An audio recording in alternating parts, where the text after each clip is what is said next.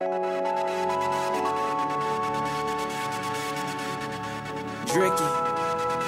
Graham, Sebastian, Michael. I feel like a lot of people have known you, but they've known you for doing your job very well.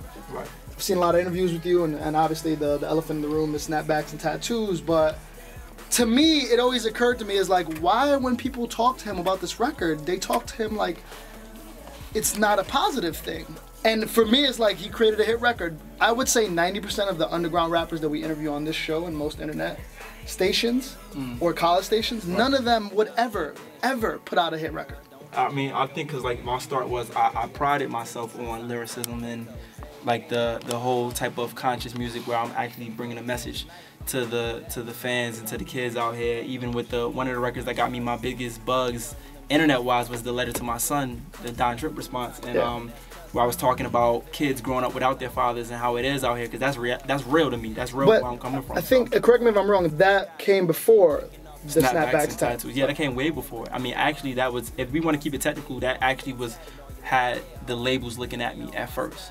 And Snapbacks and Tattoos was like, oh, he can write hits. Because a lot of, let's keep it real, a lot of underground guys, they stick to one genre, and then a lot of people, they have this misconception that, oh, he might not can bring nothing that everybody can feed off of. Like only one stream of conscious people might like his stuff. But when I came out with that, it was like, oh, he's able to have that appeal to the masses. For that record, Snapbacks Tattoos, at what point did you know when you realized like, oh, I'm out of here?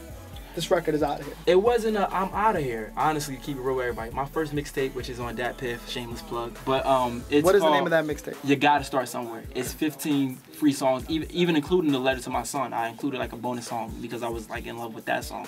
Snapbacks and Tattoos was supposed to be like number 3 on that mixtape. The real story behind it, my first tattoo, I think I was like 18 at the time. Yeah. My sister passed away on my mother's side. First tattoo I ever got is of her name with angel wings and a halo, and it's on the back of my neck. And the inspiration for the song came directly after that. I don't know where it came from. It came to me like in my dreams. So I wrote the song on a plane from Charlotte coming back to Jersey at the time, and then like I slept on it. The beat came much later. Another artist, his name is Young Berg, his producer, Art's the Boss.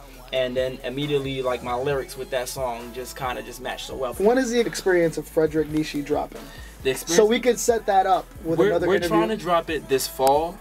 And it's really like that body of work that I think everybody's been missing since You Gotta Start Somewhere, and while they're just expecting so much for this album, because I think that I'm going to cause a lot of surprises with the album because of what you just said with the Snapbacks and Tattoos. It's like, you know, that record kind of overshadowed the rest of my work. So now I'm really just trying to focus on everything I could bring to the table and how diverse I'm going to become. Tyler, the Creator, made a comment on your first hit record. Right.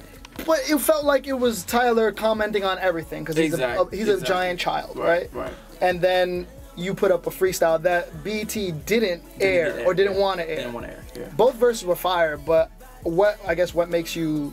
I guess you were gonna explain why you uploaded it anyway. Yeah, I mean, cause to me, I don't know Tyler personally. Like, I don't play with people that I don't know personally. So it's like, to me, it's like, I took it as like, hold up, homie, like, you know what I mean? And to me, I think that the way I put it wasn't on no, let's go back and forth on social sites. I don't do that. I'm not even the type of guy. So you wasn't trying to tweet him? Nah, I'm not trying to go back and forth. Oh yeah, look what he said, look what he said. I'm like, no, let's keep it rap. Unfortunately, I guess from that other side, they wasn't, you know what I mean? But then again, I didn't really get to go at Tyler, Creator. I got to go at the whole Wolfpack, because the whole Wolfpack was on Driicky Graham. Like, nah, he's not hot. And it's like, you know, when you got your whole bandwagon attacking one artist, you know what I mean? So it was just like a different thing, but I try to keep it hip hop. So real quick, I guess you could talk a little bit about the album and, you know, where exactly are we going from here? We Up is like, you know, coming off of Snapbacks and Tattoos, it's more of a mature record. Like I said, I'm 22 now. Something different. So yeah, I definitely want to be you ready to settle down? Nah, I wouldn't say that. You said I said 22. Nah, I said 22. I mean, but I see a lot of my generation, you know, they on this turn up wave. I'm with the turn up wave, but I'm not like I said, I'm one of those guys. I like yeah, that is odd. You took it in I like genuine situations. are you really gonna bring a thought home to your mother? No, I've done it before because you know the name wasn't out. The name wasn't out. You know, but before you realized and experienced that you had to know what a thought was to not bring it home, okay, I grant you that. But do you really want to be like, okay, I'm spending my money on somebody that's like out here messing with me and my mans and my whole team? You don't really want. So I took a different approach. I took it for the A1 day one. I know what Chris Brown was saying. Shout out to Chris Brown, that's my man. But you know, he's saying they ain't loyal. But it might be a couple out here that I could really talk about and say that. So this record is geared from that. Right, it's geared up for anybody that's ever you know, stood by me before the record sells and the fame, specifically women, like, you know, and it can relate to guys that really got shorties that's like, you feel like she holding me down. This ain't for like somebody that's just of a certain type of prestige or saying that you better than somebody. Through the good times and the bad times.